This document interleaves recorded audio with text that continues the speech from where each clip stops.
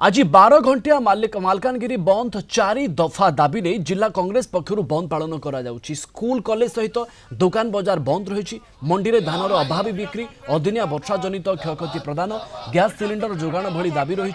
दाबी पूरण नहेले आगामी दिन में आंदोलन को आहरी तीव्रतर करने को चेतावनी दि जाइछि। ए संपर्क में अधिक सूचना देउछन्ति आम मालकानगिरी रिपोर्टर प्रसाद नायक।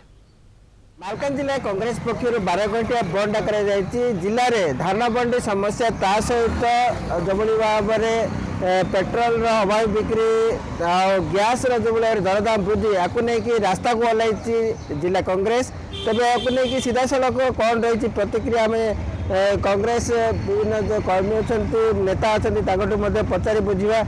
आज चाषी मानकर मालकानगिरी जिला चाषी मानकर असुविधा को नहीं आज राजरास्ता को ओह्लैची।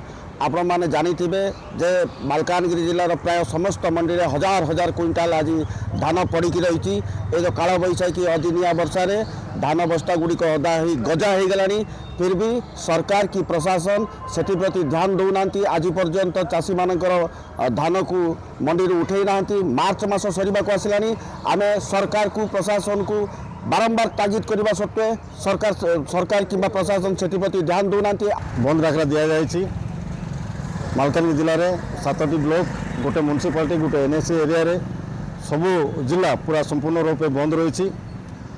आगामी दिन में चाषी धान जदि जोगाण विभाग बा सरकार न किणती आमे जिला कांग्रेस तरफ आगामी दिन में जोरसोर आंदोलन एवं मालकानगिरी जिलापाल ऑफिस आगे मालकानगिरी जिलार जी मंडी धान अच्छी समस्त धान गदा करी सिटी आमे मंडी कर निष्पत्ति आमे नेछु।